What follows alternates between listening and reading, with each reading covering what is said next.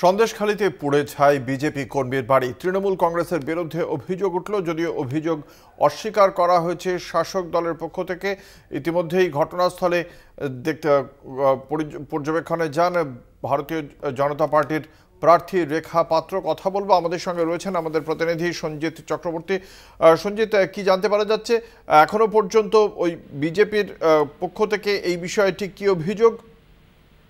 দেখো, যেটা হচ্ছে সন্দেশখালীর যে কুল্লা গ্রাম পঞ্চায়েতের যে হাটগাছা যে বিজেপির কার্যকর্তা সুব্রত মন্ডলের যে বাড়ির পাশে যে আলাঘর ছিল, একদম যে মেচোগড়ির যে আলাঘর থাকে কয়েকবার, সেখানে পরিত্যক্ত আলাঘর কে বা কারা আগুন লাগিয়ে দেয়, এই নিয়ে কিন্তু সেই সুব্রত মন্ডল দাবি করেন যে এটা তৃণমূল আশ্রিত দুষ্কৃতীরা পরিকল্পনা করে এই আলাঘরে আগুন লাগিয়ে দিয়েছে।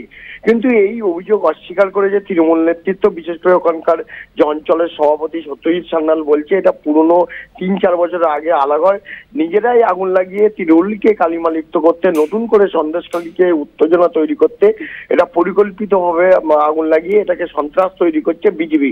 এই অভিযোগ পাল্টা অভিযোগ, এলাকায় যথেষ্ট উত্তেজনা তৈরি হয়েছে। ইতিমধ্যে সন্দেশখালী থানায় অভিযোগ দায়ের করা হয়েছে। তুমি জানো ইতিমধ্যে সন্দেশখালী কাণ্ড নিয়ে যে অভাব অভিযোগ, জমি দখল থেকে একাধিক যে অভিযোগ থাকবে সেই তদন্তভার ইতিমধ্যে কিন্তু আদালত সিবিআই এর উপর দিয়েছে। তারপরে এই ঘটনা রীতিমতো যা চাঞ্চল্য ছড়িয়েছে। আজকে ঘটনাস্থলে বিজেপি প্রার্থী রেখা পাত্র যান, সরেজমিনে খতিয়ে দেখেন এবং তিনি সরাসরি শাসক দলের উপরে, অর্থাৎ শেখ শাহজাহান সহ তার অনুগামীদের উপরে এই উদ্দেশ্যে বার্তা দিয়ে তিনি বলেন তারাই পরিকল্পিতভাবে এলাকায় সন্ত্রাস তৈরি করতে এই ধরনের আলাঘরে আগুন লাগিয়ে দিয়েছে।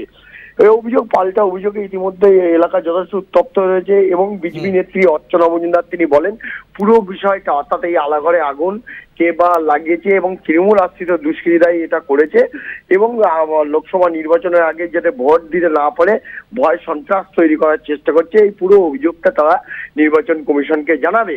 পুরো বিষয়টা কিন্তু অভিযোগ পাল্টা অভিযোগ, এই পুরো অভিযোগটা কিন্তু অস্বীকার করেছে তৃণমূল নেতৃত্ব। তারা বলেছে সন্দেশখালীতে শক্ত সংগঠন, বিশেষ করে ওই খুলনা অঞ্চলে, বিশেষ করে তৃণমূলের সেখানে পঞ্চায়েত যেমন দখল রয়েছে, অন্যান্য বুথে কিন্তু তারা যথেষ্ট দক্ষ সংগঠক। এখানে বিজেপি হারবে বলেই এটা পরিকল্পিতভাবে নিজেরাই করে তৃণমূলকে রাজনৈতিকভাবে কালিমালিপ্ত করতে এই ধরনের ঘটনা ঘটিয়েছে। এর সঙ্গে তৃণমূল কোনোভাবেই জড়িত না, তদন্ত করে দেখুক প্রশাসন। সব মিলে গোটা প্রক্রিয়ার ওপর নজর রেখেছে প্রশাসন, নতুন করে যাতে আর উত্তেজনা তৈরি না। এলাকায় পুলিশ রয়েছে, পুলিশ তদন্ত শুরু করেছে। এখন এই যেহেতু সামনে নির্বাচন, সেই নির্বাচনকে সামনে রেখেই কিন্তু শাসক বিরোধী কিন্তু তরজা লেগেই গেছে। এই সন্দেশখালী নতুন এই বিজেপি কর্মীর যে আলাঘর ছিল জমি মেচোগড়ির ওপরে, এই নিয়ে কিন্তু তারা একে অপরের উপরে দায় ঠেলতে শুরু করেছে। অঙ্কুর, ধন্যবাদ। আমাদের সঙ্গে ছিলেন আমাদের প্রতিনিধি সঞ্জিত চক্রবর্তী।